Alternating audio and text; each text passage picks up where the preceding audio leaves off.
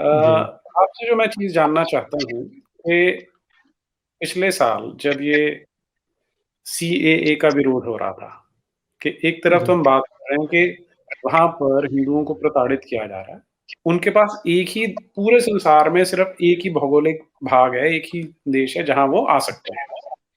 जी, दूसरी चीज़ जो ये सीएए बना था, जो अमेंडमेंट एक्ट था, वो जी, हिंदू स्पेसिफिक नहीं था। उसमें था जी, सारी माइनॉरिटीज़ जो इन 3 देशों में हैं, उनके लिए है।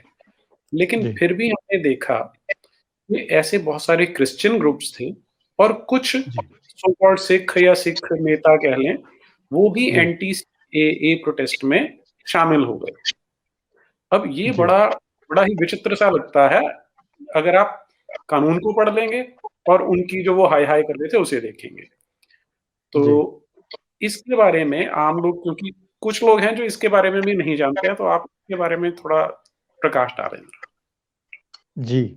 अगर आप देखेंगे, दुनिया भर में अगर हम इस चीज़ का आकलन करेंगे, स्टडी करेंगे, क्रिश्चियनिटी और इस्लाम पूरी दुनिया में आपस में लड़ रहे हैं।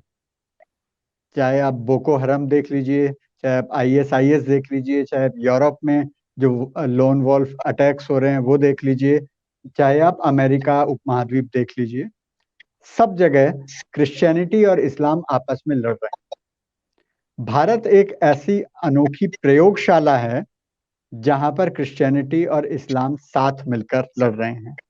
और ऐसा नहीं है कि यहाँ के क्रिश्चियंस और यहाँ के जो इस्लामिक जिहादी हैं, उन लोगों वो लोग कुछ विश्व के बाकी जगह के ईसाइयों और इस्लामिक लोगों से अलग हैं। लेकिन क्योंकि वो जानते हैं कि भारत को यदि उन्हें जीतना है तो उन्हें हिंदू को, सनातन को समाप्त करना होगा। और वो अकेले बल पर नहीं कर सकते हैं, हालांकि वो कैसे भी नहीं कर सकते हैं, लेकिन उनको ये भ्रम है कि वो अकेले नहीं कर सकते हैं, साथ मिलकर कर सकते हैं। इसीलिए अगर आप देखेंगे, केरल में जब पहली बार, देश में पहली बार जब लव जिहाद का नाम लिया गया, वो किसी हिंदू संगठन के द्वारा नहीं लिया गया, बल्कि क्रिश्चियन मिशनरीज के द्वारा लिया गया, उनके चर्च द्वारा लिया गया। वो जानते हैं कि वो भी इस्लामिक आतंकवाद के खतरे में, वो भी रडार पर हैं। लेकिन आज के समय उनको ये देखना है कि हम हिंदू को, सनातन को कैसे समाप्त करें, उसमें घुसपैठ कैसे करें। और उसके लिए उन लोगों का एक अनरिटन, अनस्पोकन एक पैक्ट होता है, जिसके कारण वो एक दूसरे से मिलकर काम करते हैं। और इसी श्रृंखला में जब भारत में सीएए लागू होता है, जिससे खासकर पाकिस्तान और कुछ अफगानिस्तान के ईसाइयों का बहुत भला होता है, तब भी वो सीएए का विरोध करते हैं। इससे हम साफ बता सकते हैं कि वो अपने धार्मिक कारणों से नहीं, बल्कि राजनीतिक कारणों से ये चीजें कर रहे हैं। अब बात आती है सिखों की। मैं अधिक नहीं बोलना चाहूंगा, हमारे हमारे अपने सनातन के भाई हैं।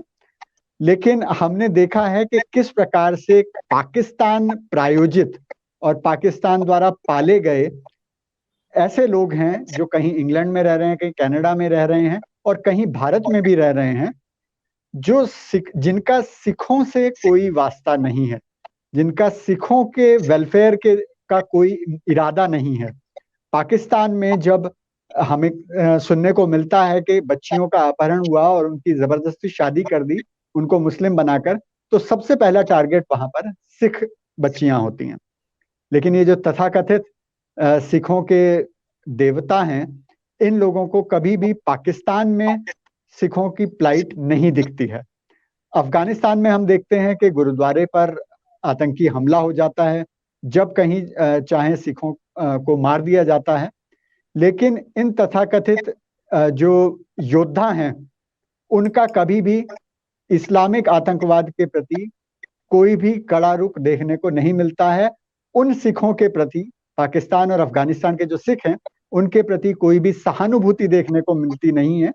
और जो कुछ सिख विस्थापित होकर आए भी, अभी हाल में जो घटना हुई थी उसके बाद, तो सबसे पहला जो फायदा है सीए का, वो उनको मिलने वाला है। लेकिन वो लोग जो कुछ कुछ प्रतिशत लोग हैं, वो पूरे समुदाय को भ्रमित करते हैं और उनको ये दिखाते हैं कि हिंदू आपका दुश्मन है। वो जो पोलराइजेशन का वो काम करते हैं, तो उनके लिए कॉमन एनिमी जो है वो हिंदू है। और यहाँ इसलिए हमें ये समझ लेना चाहिए कि चाहे सीएए है, कानून है, या आज का किसान आंदोलन तथाकथित है, ये लड़ाई सनातन के विरुद्ध है, ये लड़ाई हिंदुओं के विरुद्ध है। क्योंकि जानते हैं कि हमारे देश में जो फॉल्ट लाइंस हैं, जो क्रिएट की गई हैं, जो कुछ एक्चुअल फॉल्ट लाइंस हैं, उनको उनको एक्सप्लॉइट करके ये जो शक्तियां हैं, ये भारत का विघटन करना चाहती हैं। पहले सामाजिक विघटन, फिर राजनीतिक विघटन, और फिर भौगोलिक विघटन। तो ये एक योजना के तहत किया जा रहा है। ये हमें हमारे सिख भाइयों को समझना होगा, ये हमारे देश में रहने वाले क्रिश्चियंस को समझना होगा। उनको सीखना होगा कि क्यों भारत में पारसी आकर रहे, क्यों भारत में बाकी सभी संप्रदाय के लोग आज नहीं 1000 साल पहले आकर सुखपूर्वक रह सके। वो सहिष्णुता की बात उन्हें समझनी होगी, और उन्हें समझना होगा कि भारत से जब वो पाकिस्तान जैसी व्यवस्था में जाएंगे तो उनके साथ क्या होगा। ये और किसी का नुकसान नहीं है, भारत का नुकसान है, हिंदू का नुकसान है, लेकिन सबसे ज्यादा उन सिखों और ईसाइयों का नुकसान है।